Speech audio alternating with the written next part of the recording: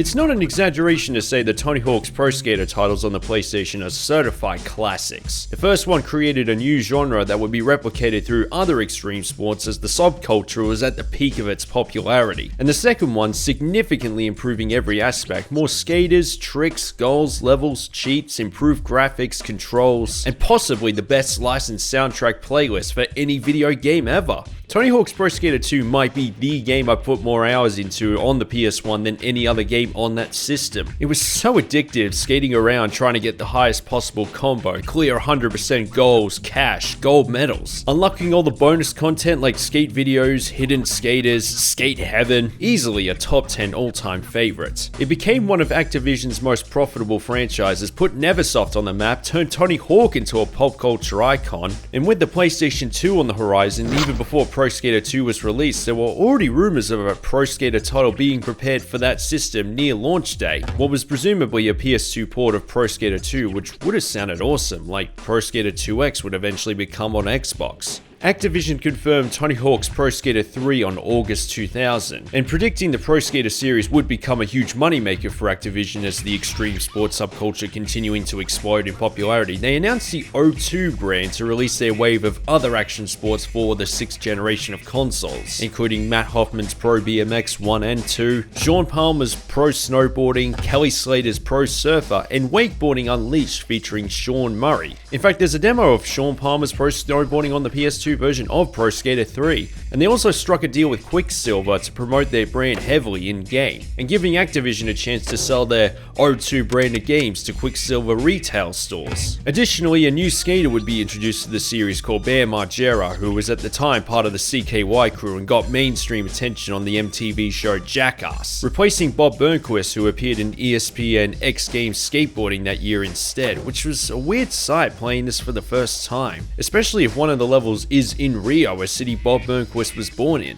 Fortunately, he'd return in Pro Skater 4 and every title all the way up to Proving Ground and the remaster titles from the 2020s. Tony Hawk's Pro Skater 3 was released for the PlayStation, PlayStation 2, Nintendo 64, Nintendo GameCube, Game Boy Color, Game Boy Advance PC, and Xbox. Literally every popular system from the 5th and 6th generation in the span of a year, discount the Sega Dreamcast. In fact, Tony Hawk's Pro Skater 3 was the last official game ever to be released for the Nintendo 64, yet it's also a launch title for the GameCube, its successor. Although for this review, we're looking at primarily the PlayStation 2 version, though we'll briefly look at the PS1 version as well, because that was the one I grew up with as a kid. I admit this video is going to be more of a confession story than a review, but Tony Hawk's Pro Skater 3 is a game that when recording footage I barely wrote any notes because 1, I was enjoying it so much I got a little distracted, and 2, it's a game that's so second nature with the way it plays and the career mode is structured. I can write the script only going from memories alone. If you watch my reviews of the first 2 Pro Skater titles, you'll know how special the whole series is to me. It shaped my interest in music, action sports, skate shoes, tribal pattern shirts, and growing out my hair. Yeah, really. It's crazy that was over 2 decades ago. How did time just fly like that? And when I tried to pester my parents to get me a PS2, this was one of the games I wanted the most. Every Kmart and Target I visited had a console kiosk. PS2, Xbox, GameCube had Tony Hawk's Pro Skater 3 as a playable demo. However, I was stuck to the PS1 titles until 2006, and one of the games my parents got was Tony Hawk's Underground 2, which by that point had evolved the gameplay well beyond just being able to revert. You were also able to get off your board, you had focus mode, and some of the levels from Pro Skater 3 were included, so back then I felt I didn't need any other Tony Hawk game for the PS2. Underground 2 was good enough. So amazingly, while I put hours upon hours into the PS1 version of Pro Skater 3, the PS2 version specifically became mostly an anomaly. However, my interest in the whole series came back around the same time I created my YouTube channel. I did a Let's Play of Underground 2 and played the very first Pro Skater on a friend's Nintendo 64 a year later. Sure, the audio quality was poor, but listening to that amazing licensed soundtrack brought back a lot of memories. And suddenly I wanted to play through the rest of the series, more specifically, feel that curiosity of what a PS2 version of the Tony Hawk games I grew up with on the PS1 were like.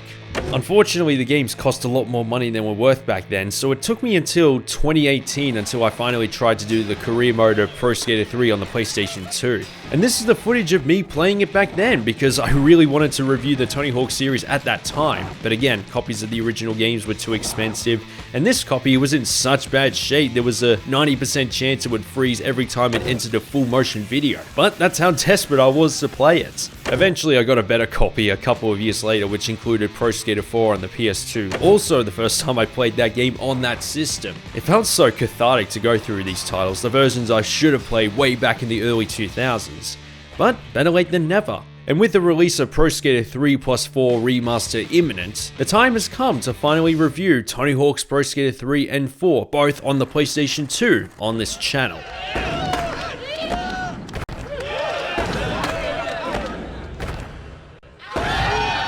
Like the first two games, the career mode structure is identical. Clear goals on the level, including high score, spelling skate, clearing a gap with a specific trick, and collecting floating items, secret tapes, and decks in a 2-minute time limit.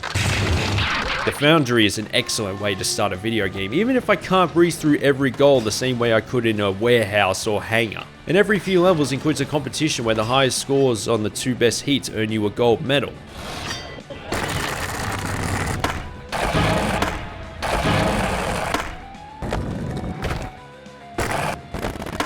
Again, with one skater it only takes an hour to beat if you're trying to clear every single goal and earn all the gold medals. Then by the time you learn the goal placement on the levels, even though they change based on the skater you've chosen, about half an hour. And the replay value comes from playing as different skaters with unique stats and special tricks, as well as your own custom skater. The customization features from Pro Skater 2 have been greatly expanded, in addition to more outfits that don't change the character's face or stick permanently to the body as it appears in Pro Skater 2 on the PS1. There are more hairstyles, clothing, and accessories like backpacks, wristbands, in which the colors can be fine-tuned, including the skateboard wheels and grip tapes. Even they can be unique. So being a channel called ColourShed, of course I was going to make it either red, green, or blue. You can even customize the Pro Skaters, the only Pro Skater title that lets you do that, which is very surprising. A step up from having alternate styles in Pro Skater 2. I'm very disappointed the rest of the series didn't have that option. Tony Hawk, for example, being able to change from street to vert outfits, or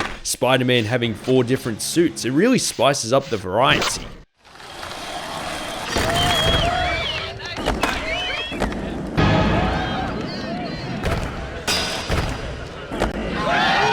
Once again, the licensed soundtrack is one of the most iconic in video gaming, including Ace of Spades by Motorhead, Blitzkrieg Pop by the Ramones, 96 Quite Bitter Feelings by CKY, and Not the Same by Body Jar. Here's the full list, because every song is a banger. Seriously, what is it with Tony Hawk games having the perfect licensed soundtrack to go with already excellent gameplay? And it is not the same, no pun intended, without the music playing in the background, and it should be YouTube themselves that should be getting in legal trouble for not letting me use it for this review. Fun fact, there was a CD called Music From and Inspired by Tony Hawk's Pro Skater 3, and the title speaks for itself with the song list, even though the 2 songs from the CD are used in the game. But it also included an image gallery and videos of Tony Hawk skating around, landing a 900, and an interview which I assume was condensed as one of the unlockable videos in Pro Skater 3.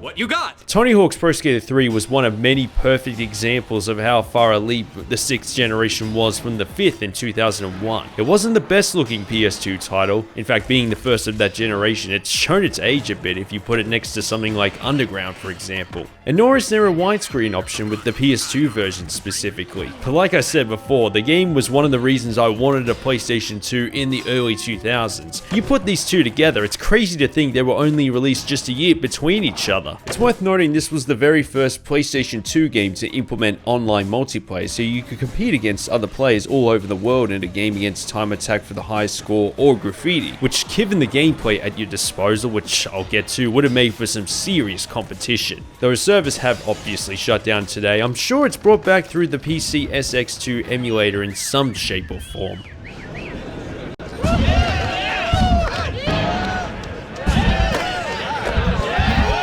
Like Pro Skater 2, the levels set themselves all over the world, including Canada, Brazil, Japan, and include little secret areas which are usually triggered by a secret lever, sometimes with their own mini cutscenes, which thankfully the timer stops whenever it goes into one of these animations. The levels themselves feel more alive, there's more colour, more traffic on the road, and random NPCs with dialogue scattered everywhere.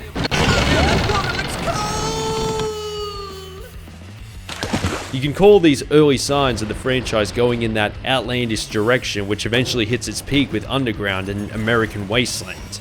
Up here, please!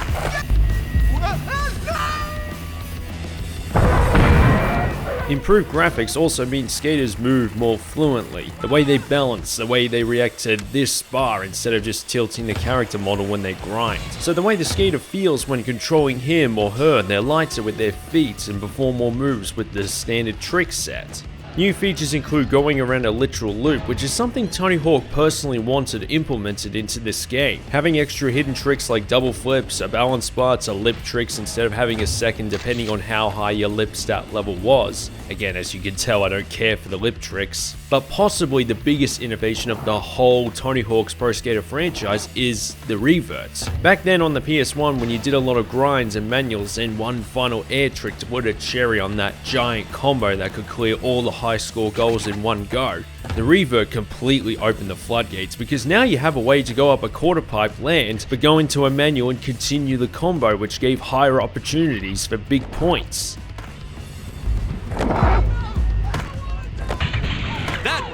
Otherwise, grab, flip, grind, manual, the special bar on the top left which makes you move faster and perform tricks that give you more points. They all work the exact same way. Only minor change is the special bar going up during a combo, not after it, so there's no need to repeat myself. Especially if Tony Hawk games are incredibly second nature to many watching this video, like talking about platforming in a Mario game, or driving mechanics in Gran Turismo, or shooting in Doom. Everyone and their grandma knows how it works. It just adds more you can do without complicating it too much.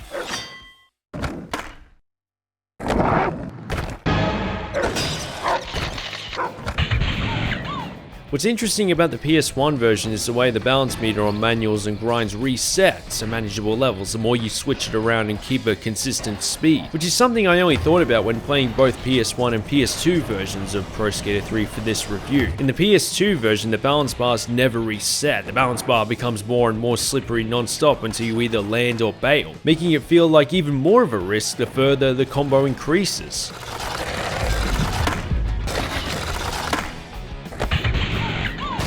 But at least it makes clearing these high score goals in a single combo even more satisfying. Particularly the Tokyo competition, where you need over 300,000 points in less than a minute just to have a chance at the gold medal, so there's no margin for error.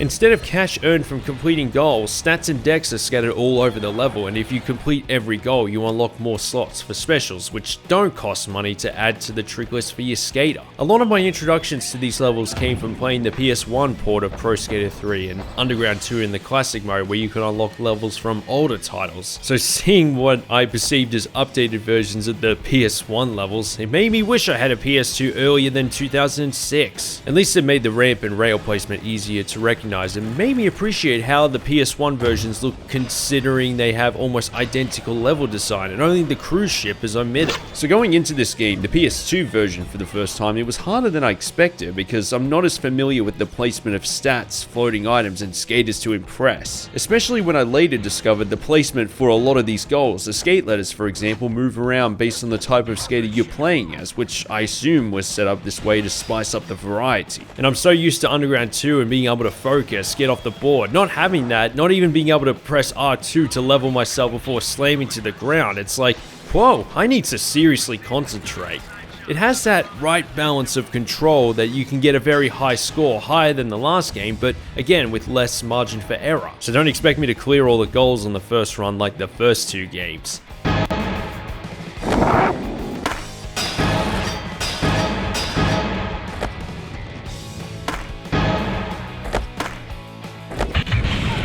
Mind you, I was clearing them faster each passing skater, starting to develop that semi-locked pathway. But for some, they grew up with it and they can speedrun through each level and clear every goal on every level with one attempt. That's what these games are about. That adrenaline rush of clearing as many of the goals as possible with some of the tightest arcade skating mechanics ever put into a video game. The more you play it, the more you want to complete it faster.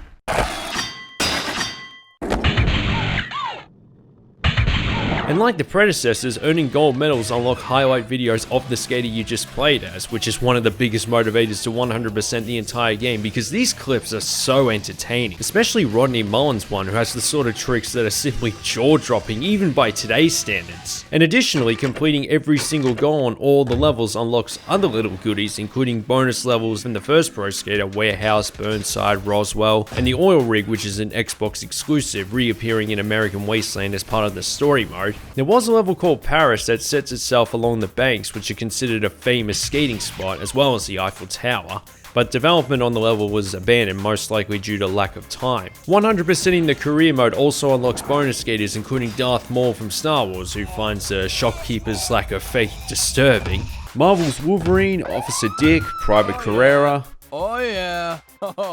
Ollie the Magic Bomb, I'll open up a can on you, punk. and Kelly Slater, a crossover from his own surfing game, also part of the Activision O2 lineup. And if you got the Xbox or PC version, you got a couple more exclusive bonus skaters, including the X-Ray and Doom's Doom Guy. A teaser of Doom 3, which was announced a year before the release of Pro Skater 3, but ultimately took another 4 years to be released. Fun fact, Doom Guy is the only bonus skater in the original and Pro Skater 3 and 4 remaster since Microsoft acquired Bethesda and Activision by 2025, so there were no legal barriers preventing that from happening. Plus, Doom Dark Ages came out the same year, so talk about a complete of a full circle as you can get.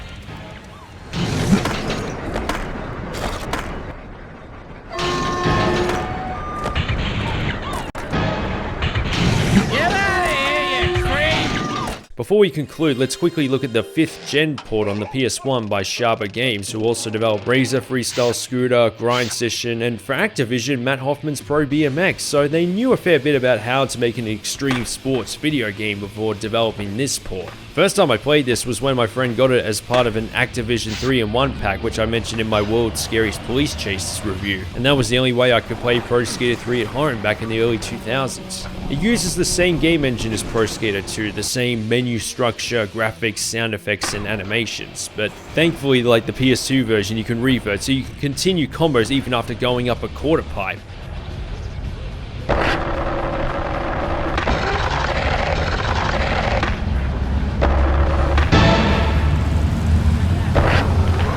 Now, it's much harder to time the revert than I remember. It includes a few extra moves like Cannonball, Delmar Indy, and Crooked Cop, and at least 70% of the soundtrack, unlike the N64 version, which had a lot of it chopped down, and the video clips unlocked for earning all the gold medals omitted entirely, because N64 used cartridges instead of CDs. Again, kudos for being able to replicate the PS2 levels very closely on older hardware. Interesting how Canada and Los Angeles are swapped around and include a few alterations either aesthetically or level design wise to compensate for any sections that might not have been able to fit onto a CD or cartridge. For example, the airport is set at night and doesn't have the baggage handling area at the very bottom. Los Angeles is already ruined by the earthquake. The old mansion in suburbia can't be accessed. Skater Island has a new outdoor area that replaces the pirate ship. Canada looks like it's set closer to a town than in the middle of the woods. And instead of a cruise ship, there's an exclusive level called Downhill, also set in Rio, starting at the top of Christ the Redeemer and ends near the waterfront.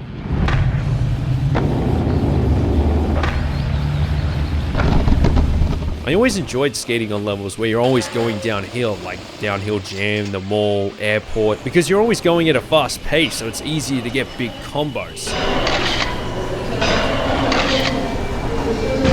But because these levels were designed for the PlayStation 2, Xbox, and GameCube, they feel slower and more empty than necessary skating these on the PS1, especially at the start when your skater's stats are very low. All the vehicles and NPCs are omitted, and Big Drop is still implemented, which was a big mistake, because with Foundry, Suburbia, and Airport, you find yourself in a big drop situation way more frequently than in Pro Skater 2.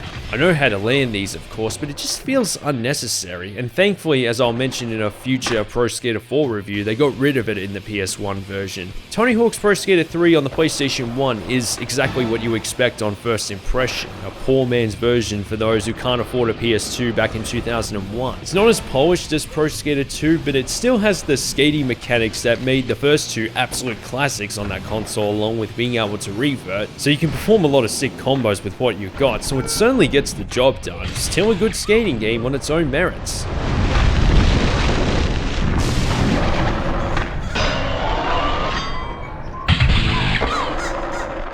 Tony Hawk's Pro Skater 3 is simply a masterpiece. It nails the perfect balance, no pun intended, of skating terminology and arcade mechanics that's easy to pick up and play, but hard to master, perfectly appealing to the die-hard skating community and gamers alike. It's just everything that makes the first two games classics, and more of it with next-generation graphics demonstrating how much of a leap the PS2 was from the PS1. And there's nothing that holds it back. Tons of hidden content that's worth the effort trying to unlock it all, and playing to one of the best licensed soundtracks ever compiled. One of many reasons 2001 was one of the greatest years for video gaming. In fact, the PS2 version has an insane score of 97 on Metacritic, making it one of the highest rated games on that site. Right up there with Gran Turismo 3, Metal Gear Solid 2, and Grand Theft Auto 3, which were released on the same console the same year.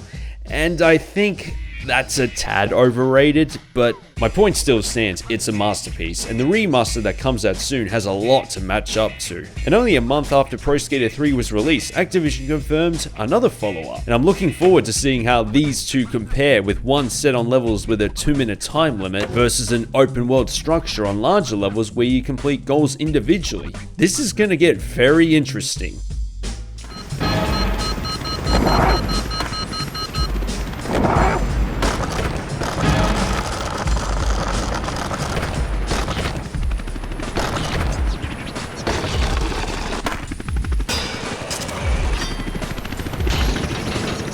Thanks everyone on Patreon, including Anthony Cossins, Bibbs, Riddleback, Cooper Munn, Darcy McIntosh, Emmanuel Figueroa, Atmosphere, Indie DM, Alan Craft, Nightkick Gaming, Oscar, Peter GT, Roman Artemanov, Ruben Pekog, Sam Sneed, Tickford45, Thomas Rosendale, UZ Racer, Will Stokes, and everyone for watching this review. Thanks for watching, dudes. Spenny out.